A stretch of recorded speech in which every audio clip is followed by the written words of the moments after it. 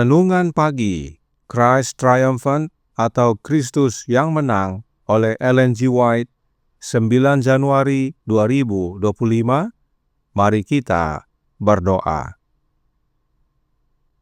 Bapa kami yang di sorga, Allah pencipta langit dan bumi, laut dan segala isinya, Allah yang maha besar, maha kuasa, sumber segalanya, yang kami sembah selalu melalui anak-Mu yang tunggal, Yesus Kristus.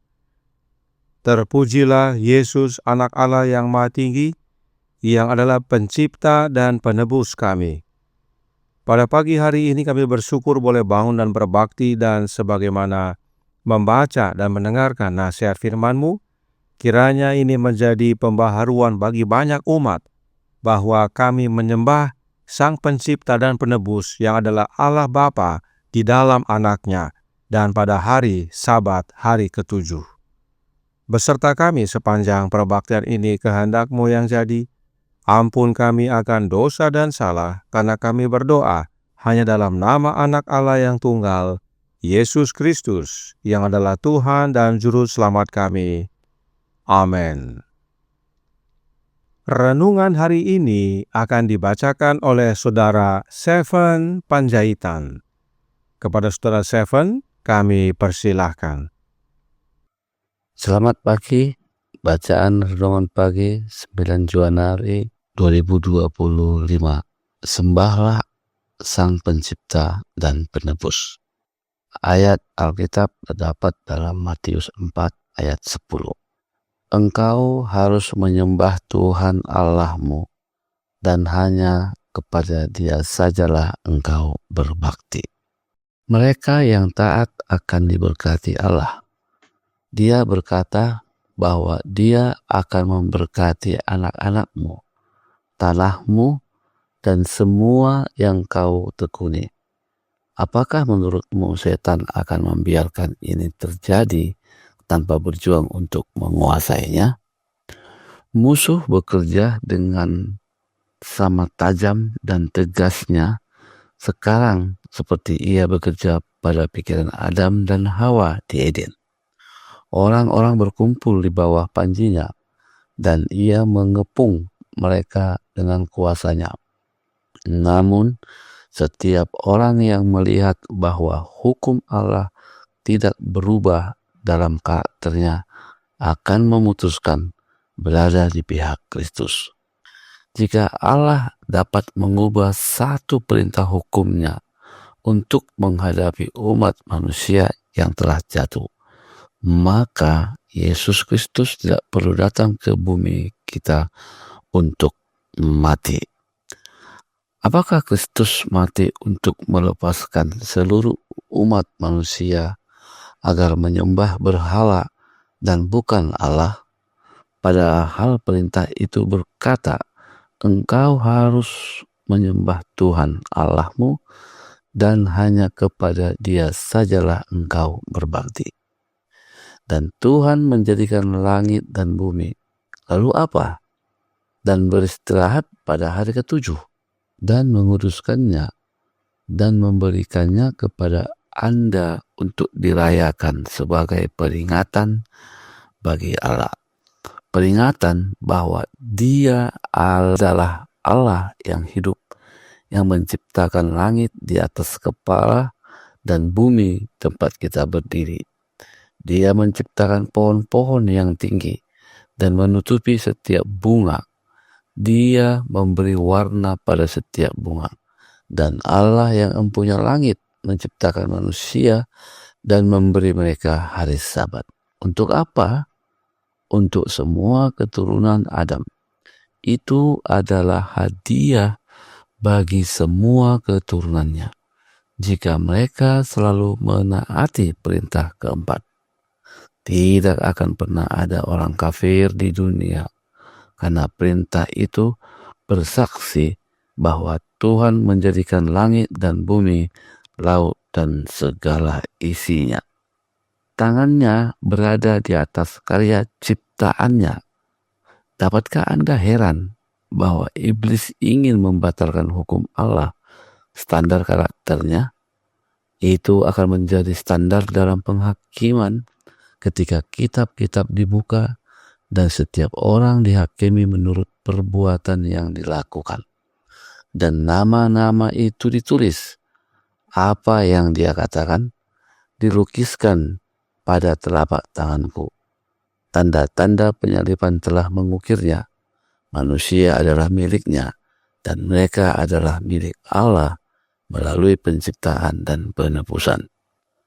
Apa yang kita berikan kepada setan ketika kita mengakui bahwa hukum Allah perlu disingkirkan? Kita memberikan kepada seluruh alam semesta yang kreatif sebuah Allah yang cacat.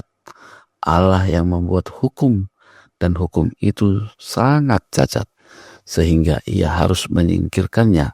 Hanya itu yang setan inginkan. Apakah kita sanggup bekerja di pihak manapun selain pihak Allah? Dikutip dari manuskrip 10 tahun 1894. Sermons and Talks 1 halaman 234 sampai 235. Demikian bacaan renungan bagi kita. Selamat pagi. Tuhan Yesus memberkati. Terima kasih atas penata layanan Saudara Seven. Tuhan Yesus memberkati. Selamat pagi saudaraku dalam Tuhan. Kita sudah pelajari bahwa Allah Bapa menciptakan alam semesta termasuk dunia ini melalui anaknya. Patriarchs and Prophets halaman 34 paragraf 2 berkata, Bapa bekerja melalui anaknya dalam penciptaan semua makhluk sorgawi. Lalu, bagaimana dengan manusia? Ingat pekabaran renungan bulan Desember tahun 2024 yang lalu, dikatakan dalam Spiritual Gifts volume 3, halaman 33 paragraf 2. Setelah bumi diciptakan dan binatang-binatang di atasnya, Bapa dan Anak melaksanakan tujuan mereka yang dirancang sebelum kejatuhan setan untuk menjadikan manusia menurut gambar mereka sendiri. Karenanya, dalam The Spirit of Prophecy volume 1 halaman 24 paragraf 2, Roh Nubuat menyatakan, mereka bekerja bersama dalam penciptaan dunia dan segala makhluk hidup di dalamnya. Dan sekarang Allah berkata kepada anaknya, baiklah kita menjadikan manusia menurut gambar dan rupa kita. Jelas sekali bahwa Allah Bapa menciptakan melalui anaknya. Karenanya Bapa dan anaknya disebut pencipta. Dan hal ini berasal dari Alkitab. Kolose 1 ayat 15 dan 16 berkata, Ia adalah gambar Allah yang tidak kelihatan, yang sulung, lebih utama dari segala yang diciptakan.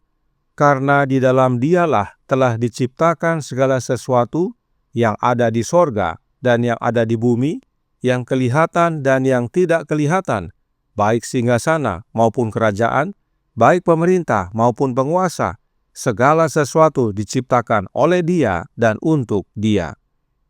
Lalu, bagaimana dengan penebus? Sama patronnya. Steps to Christ halaman 13 paragraf 2 berkata, tetapi pengorbanan besar ini tidak dilakukan untuk menciptakan kasih bagi manusia di dalam hati Bapa, bukan untuk membuatnya bersedia menyelamatkan. Tidak. Karena begitu besar kasih Allah akan dunia ini, sehingga Ia telah mengaruniakan anaknya yang tunggal. Yohanes 3 ayat 16. Bapa mengasihi kita bukan karena pendamaian yang besar, tetapi Ia menyediakan pendamaian itu karena Ia mengasihi kita. Kristus adalah sarana yang melaluinya Ia, yaitu Bapa, dapat mencurahkan kasih-Nya yang tak terbatas kepada dunia yang telah jatuh. Dan tentang hal ini, Alkitab telah menyatakan dalam 2 Korintus 5 ayat 19 yang berbunyi, Allah ada di dalam Kristus, mendamaikan dunia dengan dirinya. Allah menderita bersama anaknya. Kemudian, Testimonies for the Church volume 9, halaman 194 paragraf 2 berkata, kesatuan yang terjalin di antara para pengikut Kristus merupakan bukti bahwa Allah telah mengutus anaknya untuk menyelamatkan orang berdosa. Dan renungan hari ini berkata, jika Allah dapat mengubah satu perintah hukumnya untuk menghadapi umat manusia yang telah jatuh, maka Yesus Kristus tidak perlu datang ke bumi kita untuk mati. Tetapi Allah tidak dapat rubah hukumnya, sebab hukumnya adalah salinan karakternya. Dan oleh karena itu Dia harus relakan mengaruniakan anaknya yang tunggal untuk datang ke dunia ini menjadi korban pendamaian. Dan tentang Allah adalah juru selamat kita telah dinyatakan dalam Alkitab. Yesaya 43 ayat 11 berkata, Akulah Tuhan dan tidak ada juru selamat selain daripadaku. Tuhan dalam huruf besar adalah Jehovah, dan Dia adalah Allah Bapa. Berikut ayat-ayatnya yang menjelaskan bahwa Tuhan dalam huruf besar adalah Allah Bapa. Ulangan 4 ayat 35 menyatakan bahwa Tuhanlah Allah, tidak ada yang lain kecuali Dia. Kemudian Ulangan 6 ayat 4 menyatakan Tuhan itu Allah kita, Tuhan itu Esa. Siapakah Dia? Yeremia 10 ayat 10 menyatakan Tuhan adalah Allah yang benar, Dialah Allah yang hidup. Siapakah Allah yang benar ini? Yohanes 17 ayat 3 menyatakan bahwa Engkau satu-satunya Allah yang benar. Dan ini adalah doa Yesus kepada Bapanya. Yesus menyatakan bahwa Bapanya adalah satu-satunya Allah yang benar. Dan apakah Dia Allah yang hidup? Ya, Paulus menyatakan dalam 1 Tesalonika 1 ayat 9 dan 10. Sebab mereka sendiri bercerita tentang kami, bagaimana kamu sambut dan bagaimana kamu berbalik dari berhala-berhala kepada Allah untuk melayani Allah yang hidup dan yang benar, dan untuk menantikan kedatangan anaknya dari sorga yang telah dibangkitkannya dari antara orang mati, yaitu Yesus, yang menyelamatkan kita dari murka yang akan datang. Jelas bahwa Tuhan dalam huruf besar adalah Esa, dan Dia adalah Allah yang benar, Allah yang hidup, yaitu Allah Bapa. Sebab Allah yang benar dan Allah yang hidup ini memiliki anak, yaitu yang bernama Yesus. Jadi, Yesaya menuliskan bahwa Allah Bapa adalah juru selamat dan tidak ada yang lain. Lalu, bagaimana Allah Bapa selamatkan manusia atau mewujudkan keselamatannya? Melalui Tunas, yang adalah anaknya. Yesaya 53 ayat 2-4 berkata, Sebagai taruk ia tumbuh di hadapan Tuhan, dan sebagai tunas dari tanah kering. Ia dihina dan dihindari orang, seorang yang penuh kesengsaraan, dan yang biasa menderita kesakitan. Ia sangat dihina. Penyakit kitalah yang ditanggungnya, dan kesengsaraan kita yang dipikulnya. Padahal kita mengira Dia kena tulah, dipukul dan ditindas Allah. Dan tunas ini adalah Yesus, anak Allah. Yesaya 11 ayat 1 nyatakan, serta Zakaria 6 ayat 12. Jadi, waktu Yesus berkata kepada setan dalam Matius 4 ayat 10 yang berbunyi, Maka berkatalah Yesus kepadanya, Enyahlah iblis, sebab ada tertulis, Engkau harus menyembah Tuhan Allahmu, dan hanya kepada Dia sajalah engkau berbakti. Tuhan Allah yang Yesus maksudkan dan sebutkan adalah Allah Bapa. Sebab Yesus tahu bahwa Bapanya adalah sumber segalanya. Bapa pencipta, Bapa penebus, dan semua Bapa wujudkan melalui anaknya. Jadi saat dikatakan sembahlah Sang Pencipta dan Penebus, ini menyatakan untuk kita menyembah Allah Bapa dan hanya kepada Allah Bapa kita berbakti. Dan kita penyembah Allah Bapa di dalam roh dan kebenaran, yaitu di dalam anaknya. Sebab Yesus adalah roh yang menghidupkan, dan Yesus adalah sang kebenaran. Dan kita menyembah Allah Bapa pada hari Sabat, hari ke-7, hari Sabtu.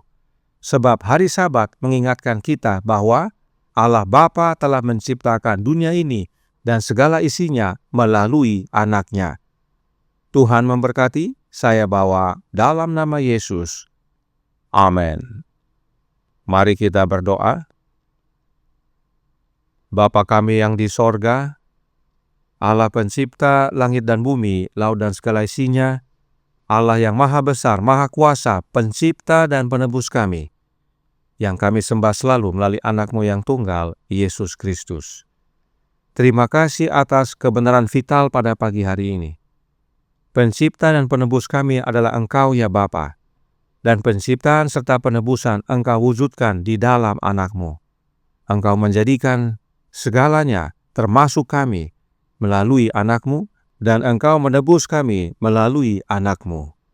Karenanya tolong kami ya Bapa, karuniakanlah roh anak-Mu dalam hidup ini, dan biarlah kami semua yang percaya membuka hati, sehingga Kristus tinggal dalam hati kami. Sebab bila mana Kristus tinggal dalam hati kami, itu sama dengan menerima Engkau ya Bapa, sebab Bapa dalam anak dan anak dalam kami. Maka kami pun menyembah satu-satunya Allah yang benar, dan kepada Dia sajalah kami berbakti. Beserta kami sepanjang hari ini kehendak-Mu yang jadi. Ampun kami akan dosa dan salah, karena kami berdoa hanya dalam nama Anak Allah yang tunggal, Yesus Kristus, yang adalah Tuhan dan Juru Selamat kami. Amin.